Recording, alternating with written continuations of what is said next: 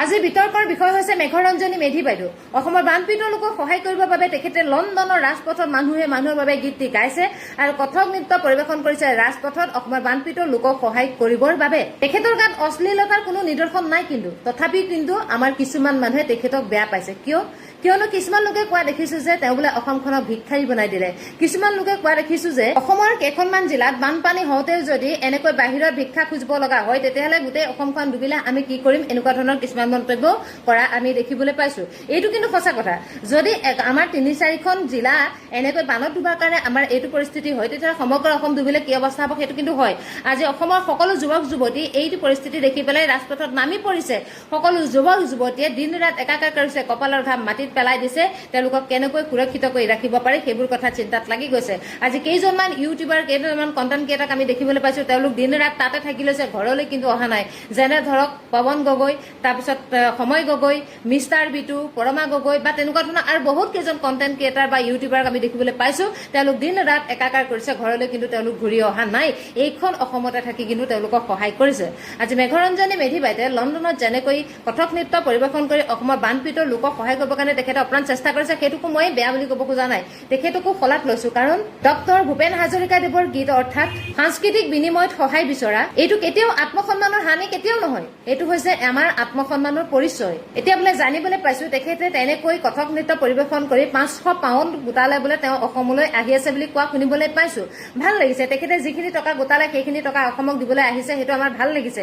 কিন্তু মেঘৰঞ্জনী মেধি বাইদেউক আপোনাক আৰু এটা কথা কওঁ, আপুনি সেইটো নকৰি আপোনাৰ হাতত যি পইচা আছিল তাৰেও কিন্তু অসমৰ বানপীড়িত লোকক সহায় কৰিব পাৰিলেহেঁতেন, সেইটোও কিন্তু কওঁ। কাৰণ আজি বাটৰ ভিক্ষাৰীজনেও কিন্তু 10 টকা এটা দিছে অসমৰ এইটো অৱস্থা দেখি। আজি ঘৰত ইনকাম নথকা ল'ৰাটোৱে, মাক দেউতাকৰ ইনকামত খাই থকা ল'ৰাটো কিন্তু ৰাজপথলৈ ওলাই গৈ পেলাই এটা কাৰ্টন লৈ পেলাই দোকানে দোকানে 10 টকা 5 টকা সাহায্য বিচৰা আমি দেখিবলৈ পাইছো। এইখন অসমতে থাকে। সেইসকল লোকক কিন্তু সঁচাকৈ চেলুট জনাব লাগিব। আজি যেনেকৈ সমগ্ৰ অসমে কান্দিছে, সেই 3-4খন জিলাৰ দুৰৱস্থা দেখি কিন্তু জাতি বৰ্ণ নিৰ্বিশেষে সকলোৱে কিন্তু কান্দিছে আমি দেখিবলৈ পাইছো। আজি কোনো হিন্দু কোনো মুছলিম ভাগ নোহোৱাকৈ আজি সকলোকে আজি এইটো পৰিস্থিতিয়ে সমান কৰি পেলালে।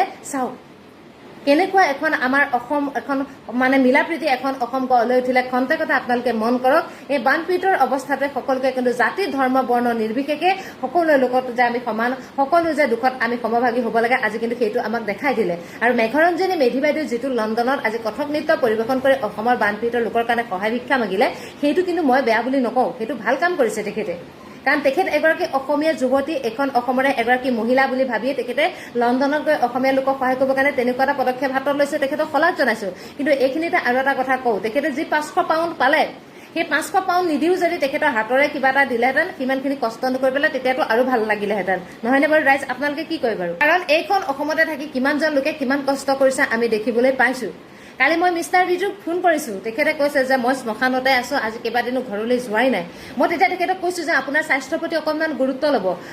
আপোনালোক যদি এনেকৈ স্বাস্থ্য মানে বেয়া দিশে গতি কৰে, দুদিনমান যদি জ্বৰ নৰিয়াত পৰি পেলাই গা অসুখ হৈ পৰি থাকে, তেতিয়াহ'লে এই দুৰ্ভগীয়া লোকসকলক কোনে চাব? আজি আপোনালোকে যিটো পদক্ষেপ হাতত লৈছে, যিটো ভূমিকা গ্ৰহণ কৰিছে, আপোনালোকক শলাগ নলৈ নোৱাৰি। মই মিষ্টাৰ বিটুক কালি ফোন যোগেও কৈছো। গতিকে সেইবাবে কৈছো, আজি মই এটা কথাই কওঁ যে মেঘৰঞ্জনী মেধি বাইদেৱে লণ্ডনত যিটো ভূমিকা বা যিটো পদক্ষেপ গ্ৰহণ কৰিছে, মই সেইটো তেখেতক বেয়া বুলি ক'ব খোজা নাই। তথাপিতো এটা কথা কওঁ যে মেঘৰঞ্জনী মেধি বাইদেৱে যদি সেইটো পদক্ষেপ নলয়, তেখেতৰ হাততে যি আছিলে তাৰে যদি সাঁচতীয়া ধৰণেৰে 2 পইচা তেখেতক সহায় কৰিলেহেঁতেন, তেতিয়া কিন্তু আৰু বেছি ভাল লাগিলেহেঁতেন। হয় নে নহয় আপোনালোকে কমেণ্ট কৰি জনাব।